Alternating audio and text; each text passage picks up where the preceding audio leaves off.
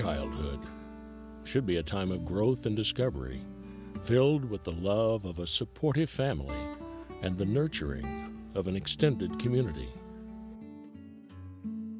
That's how it should be, but it doesn't work that way for every child. Some suffer the brokenness and violence of abusive adults in their lives instead of the love they need. Some endure neglect in place of the nurturing they so richly deserve. Some of these children grow into adulthood in spite of their circumstances, but others find their childhood spinning out of control, only to land in a court system already filled with their peers, in desperate need of a voice. I think children can get lost in the system. For many, it's too late to salvage a normal childhood. The very least we can do is to serve as their voice. Our system is overburdened.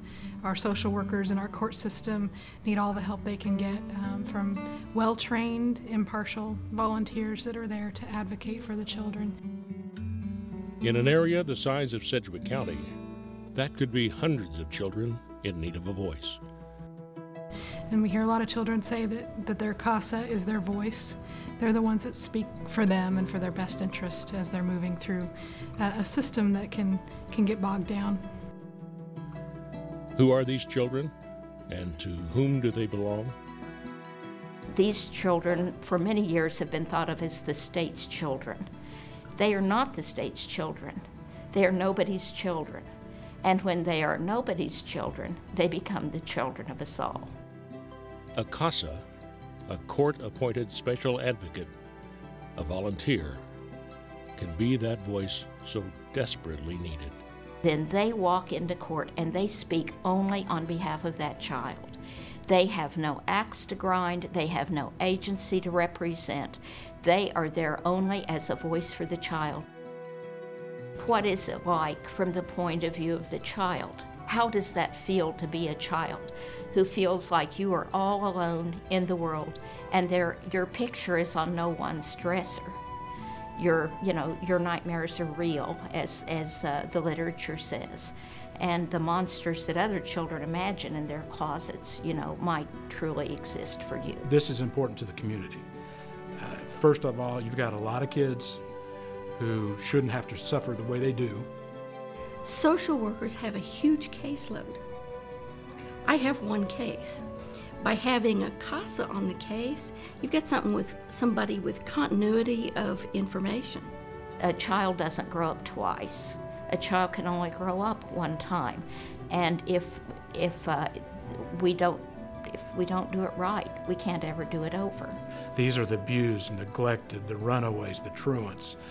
And more often than not, the CASAs are getting appointed on the more complex cases where there's a lot of different dynamics that are going on that need the perspective that CASA can give us.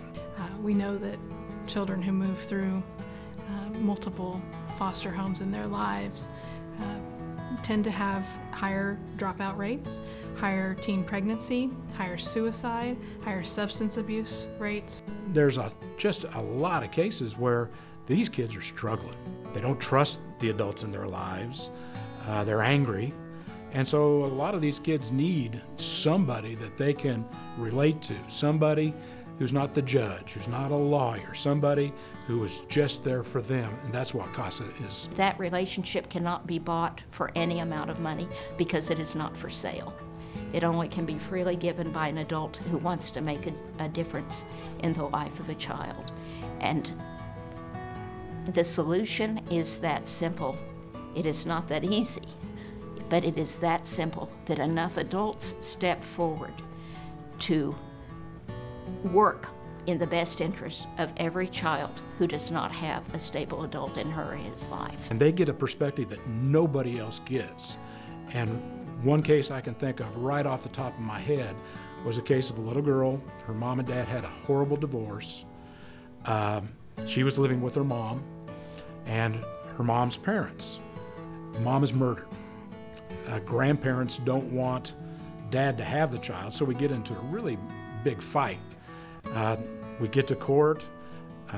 course, I'm hearing things from both sides. Dad's awful. No, he's not.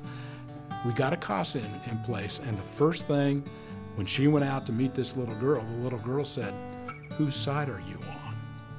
And the CASA's answer was immediate. It's, "I'm on your side." And it made a huge difference. She developed a relationship. She could see this girl with her grandparents, with her dad, and it turned out she was able to have a nice relationship with both sides.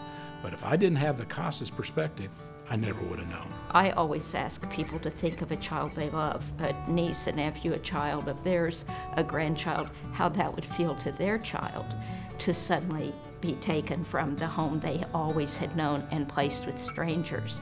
And perhaps just as they started to connect with those people, then they are moved again and again and again, and frequently with very few of the questions that they have being answered. So we understand that when this happens, that we are teaching children a life of transience.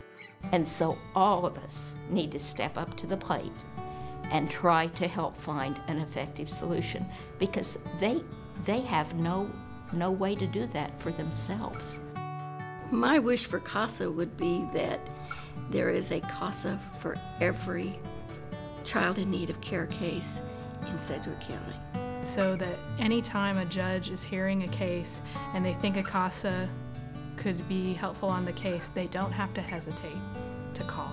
So that CASAs are not a scarce resource in Sedgwick County. Without CASA, I would not have vital information that I need to make good decisions.